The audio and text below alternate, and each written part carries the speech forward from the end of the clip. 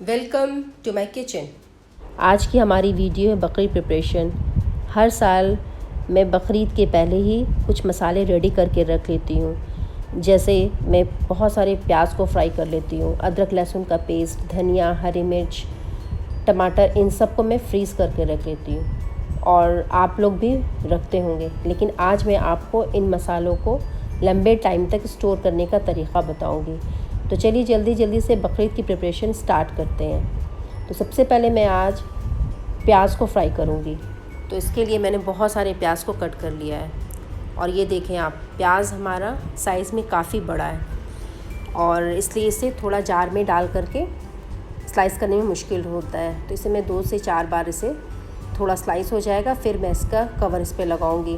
तो प्याज बड़ा होता है ना, तो फटाफट से थोड़े से प्याज में ही 1 से 2 प्याज को ही आप कट करें, आपका काम तेज़ी से हो जाता है। इसलिए मैं हमेशा बड़ा प्याज ही इस्तेमाल करती हूँ। और ओहो, ये थोड़ा सा ग्रिप इसकी नहीं बन पा रही क्योंकि प्याज मैंने ज़्यादा कट कर भी लिया है और ये अब लगता है बिल्कुल फुल हो गया है। इसलिए तो मैंने इसके नीचे टॉवल बिछा के रखा हुआ है, इससे इसको काफ़ी ग्रिप मिलती है। तो ये देख सकते हैं प्याज तो मेरा अच्छी तरीके से स्लाइस हो गया है। अब बस इसे हमें फ्राई कर लेना है। तो प्याज हमने पहले से फ्राई करके ले लिया है। बस इसे मैंने बिल्कुल गर्म तेल में फुल फ्लेम पर फ्राई किया था और साथ ही से मैंने 1 पिंच सॉल्ट ऐड कर दिया है। तो देख सकते हैं कितना क्रिस्पी तैयार हुआ है प्याज। और अब इसे मैं ज़िप पाउच में स्टोर कर लूँगी। आप चाहें तो किसी भी एयर टाइट कंटेनर में इसे स्टोर करके रख सकते हैं।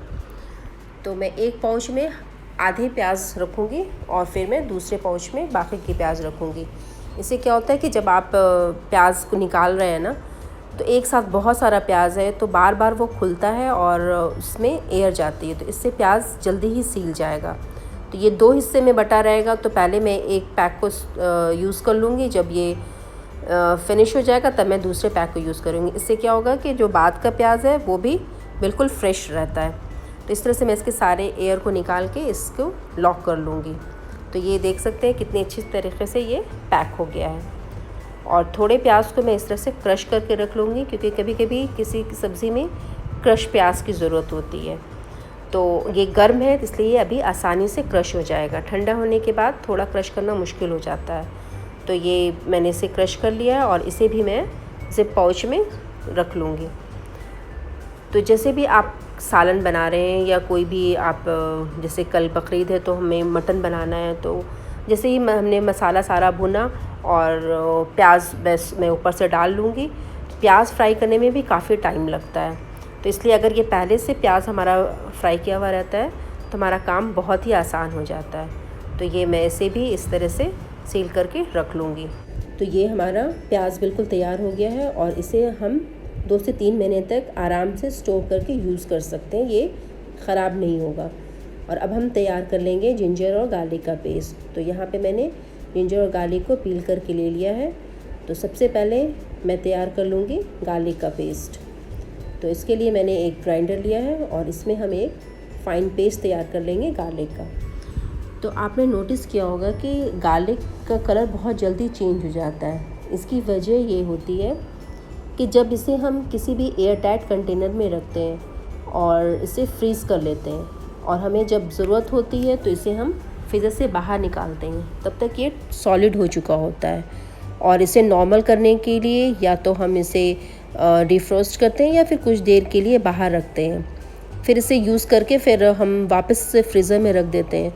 तो इस तरह से इसका कलर बहुत जल्दी ख़राब हो जाता है और ये बिल्कुल कलर इसका चेंज हो जाता है और ये ज़्यादा टाइम तक हम इसे इस्तेमाल भी नहीं कर सकते। ये 1 वीक से ज़्यादा नहीं रह पाता, 1 वीक के अंदर ही हमें इसे कंज्यूम करना होता है। तो चलिए एक बार चेक कर लेते हैं। ये देख सकते हैं गार्लिक अभी भी दरदरा सा है और गार्लिक ने सारे पानी को बिल्कुल सोख कर लिया है, बिल्कुल ड्राई सा हो गया है। तो इसमें हम ऐड कर लेंगे 1 टेबलस्पून वाटर। तो आप भी एक बार चेक कर लेंगे, अगर गार्लिक बिल्कुल सूखा है, बिल्कुल ड्राई है, तो उसका पेस्ट बहुत अच्छा नहीं बनेगा। तो इसमें आप भी 1 टेबलस्पून पानी ऐड कर सकते हैं और फिर इसका हम फ़ाइन पेस्ट तैयार कर लेंगे। तो अब ये देख सकते हैं बिल्कुल हमारा पेस्ट तैयार हो गया है जैसा हमें चाहिए था। और इसे अब हम फ्रीज़ करेंगे। तो इसे मैं किसी एयर टाइट कंटेनर में फ्रीज़ नहीं करूँगी, मैं इसे फ्रीज़ करूँगी इस आइसिंग ट्रे में।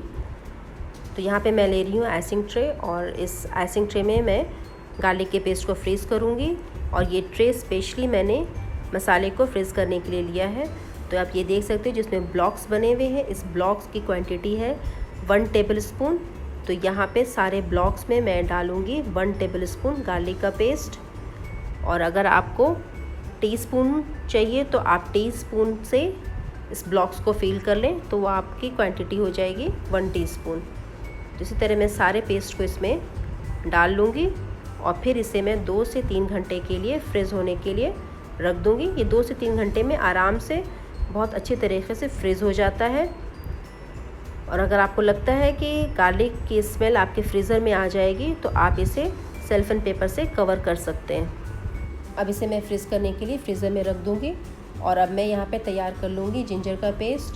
तो जिंजर को मैंने बिल्कुल छोटे छोटे टुकड़ों में कट कर लिया है और जिंजर का भी हमें बिल्कुल फाइन पेस्ट तैयार कर लेना है। तो बस इसे मैं ग्राइंड कर लूँगी। एक बार मैं चेक कर लेती हूँ। आप देख सकते हैं ये थोड़ा सा ये भी दरदरा सा है, इसे 1 से 2 मिनट और मुझे ग्राइंड करना होगा। ये देखें बिल्कुल इसका भी फाइन पेस्ट तैयार हो गया है। और इसे भी मैं 1 टेबलस्पून क्वांटिटी में इसका भी मैं क्यूब बना लूँगी। इसी तरह मैं सारे जिंजर के पेस्ट को इस ट्रे में डाल के फ्रीज़ कर लूँगी।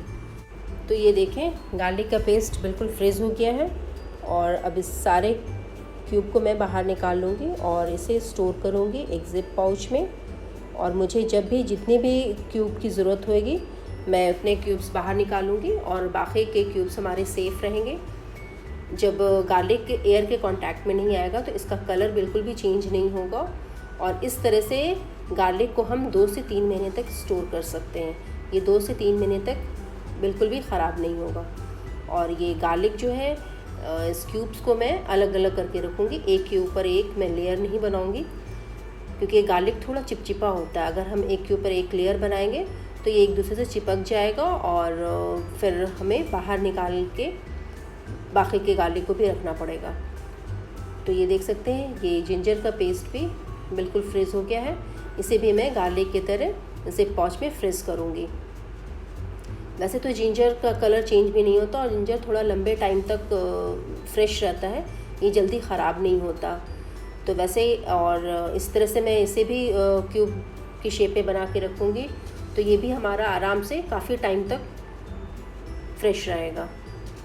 तो ये सारे जिंजर के पेस्ट को भी मैंने इस पाउच में रख लिया है और इससे सारे एयर्स को मैं बाहर निकाल लूँगी और इसके पाउच को मैं सील कर लूँगी।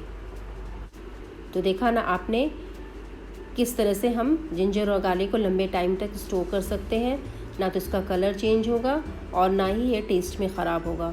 तो इस तरह से आप भी इसे चाहें तो स्टोर कर सकते हैं। और अब मैं इसे फ्रीज़र में रखने जा रही हूँ और ज़िप पाउच की वजह से ये फ्रीज़र में भी ज़्यादा स्पेस नहीं लेता। तो ये हो गए मेरे जिंजर गार्लिक की तैयारी। अब मैं तैयार कर रही हूँ यहाँ पे धनिया का पेस्ट। तो ये है धनिया की पत्ती। धनिया की पत्ती को भी हम फ्रीज़ कर लेंगे। तो पहले तो इसका हमें पेस्ट बनाना होगा। तो धनिया की पत्ती को मैंने वॉश करके ले लिया है और अब इसे मैं कट कर लूँगी। कट करने से पेस्ट बनाना बहुत आसान हो जाता है। तो इसका भी हमें बिल्कुल फाइन पेस्ट तैयार करना है। तो धनिया की पत्ती को हम ज़्यादा टाइम तक स्टोर नहीं कर पाते। धनिया की पत्ती बहुत जल्दी ख़राब हो जाती है। ये जल्द से ही 3 से 4 दिन में ही ये पीली पड़ने लगती है। तो इस तरह से मैं इसके क्यूब्स बना के स्टोर कर लेती हूँ। तो ये काफ़ी लंबे टाइम तक यूज़ हो जाता है और आपको मैं बताऊँगी आगे कि इसका आप किस तरह से इस्तेमाल कर सकते हैं।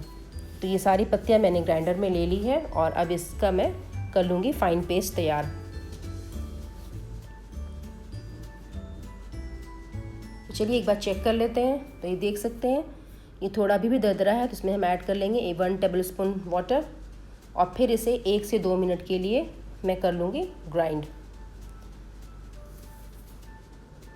तो ये देखें इसका पेस्ट बिल्कुल तैयार हो गया है और अब इसे हमें फ्रीज़ करना है। तो चलिए धनिया के पेस्ट को भी मैं फ्रीज़ कर लूँगी। तो यहाँ पे मैंने लिया है आइसिंग ट्रे और जिस तरह मैंने जिंजर और गार्लिक के पेस्ट को फ्रीज़ करके रखा हुआ था वैसे ही मैं धनिया के पत्ती के पेस्ट को भी फ्रीज करके रख लूँगी। और ये भी बिल्कुल क्यूब की शेप में जब फ्रीज़ हो जाएगा तो फिर इसे हम निकाल के ज़िप पाउच में इसे स्टोर करके रख लेंगे। तो इस तरह आप धनिया की पत्ती के पेस्ट को भी 2 से 3 महीने तक आराम से यूज़ कर सकते हैं। ये भी बिल्कुल ख़राब नहीं होता और ना ही इसका कलर चेंज होगा। तो ये सारे पेस्ट मैंने इसमें डाल लिया आइसिंग ट्रे में। और जो इसके बचे हुए इसमें पानी होते हैं ना, तो इसे भी मैं वेस्ट नहीं करूँगी, इसे भी मैं इसी क्यूब्स के ऊपर डाल दूँगी। तो ये देखें, ये जो पानी है ये मैं फेंक नहीं रही हूँ, ये भी मैं इसी में डाल रही हूँ।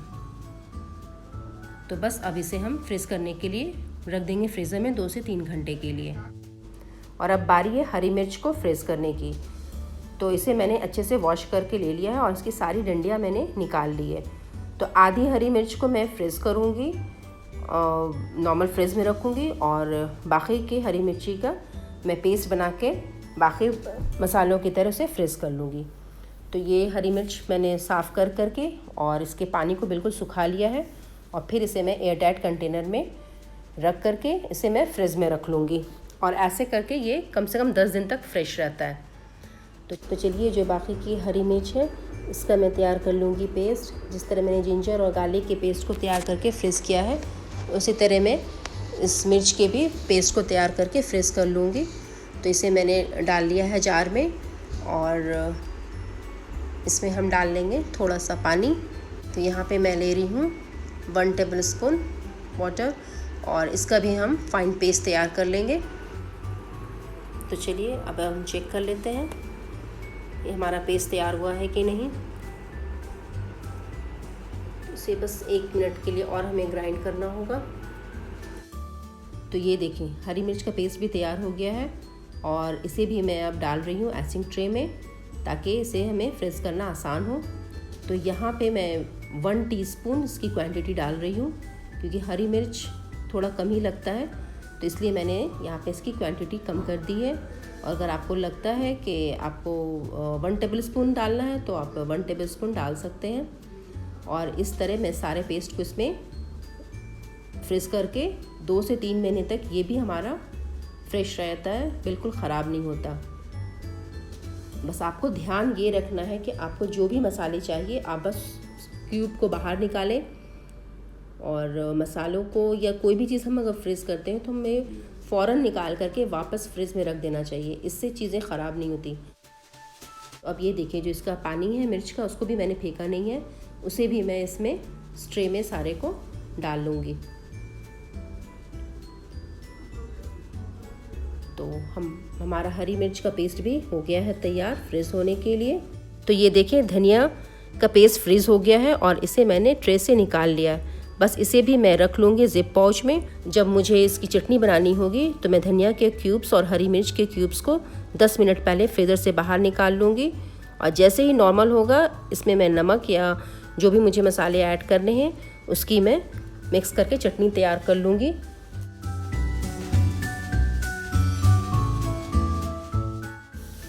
आपने मेरी वीडियो में देखा होगा, समोसे वाली वीडियो में मैंने उसमें धनिया और हरी मिर्च की जो चटनी बनाई है वो मैंने इसी क्यूब से बनाई है। और अब मैं तैयार कर लूँगी टमाटर का पेस्ट। टमाटर भी बहुत जल्दी ख़राब हो जाता है, टमाटर को भी हम ज़्यादा टाइम तक स्टोर नहीं कर पाते। जैसे सीज़न ख़त्म होने लगता है इसका प्राइस भी ज़्यादा हो जाता है और इसे आप 1 से 2 दिन के बाद आप देखेंगे ये तुरंत ख़राब होने लगता है। तो इसका भी मैं पेस्ट तैयार करके रख लेती हूँ, लेकिन इसे मैं फ्रीज़र में फ्रीज़ करूँगी, आइस ट्रे में नहीं। तो मैं आपको आगे दिखाऊँगी इसका पेस्ट बना करके कि इसे हम फ्रीज़ कैसे करते हैं।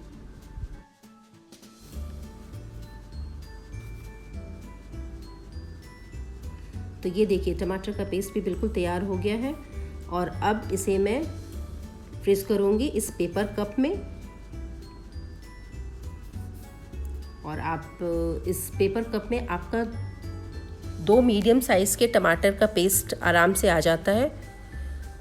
तो यहाँ पर मैंने 6 कप लिए हैं और 6 कप में मैं इसके पेस्ट को डालूँगी और फिर इसे मैं फ्रीज़र में फ्रीज़ कर लूँगी। और मुझे जब ज़रूरत होएगी मैं 1 कप या 2 कप जो भी आपको चाहिए, जितने टमाटर चाहिए मैं उतने कप बाहर निकालूँगी और आराम से इसे मैं थोड़ी देर के लिए बाहर रखूँगी, ये नॉर्मल हो जाएगा और फिर मैं इसे यूज़ कर सकती हूँ। और इसको रखना भी बहुत आसान है। ये जब आपका फ्रीज़ हो जाएगा ना तो ये गिरेगा भी नहीं। आप चाहें तो कप को एक के ऊपर एक रख सकते हैं। तो कैसी लगी आपको ये हमारी वीडियो? अगर पसंद आई है तो लाइक ज़रूर करें और प्लीज़ खूब मेरे चैनल को सब्सक्राइब करें। और भी नई वीडियो के साथ और नए ट्रिक के साथ मैं आपसे मिलती हूँ। तब तक के लिए बाय।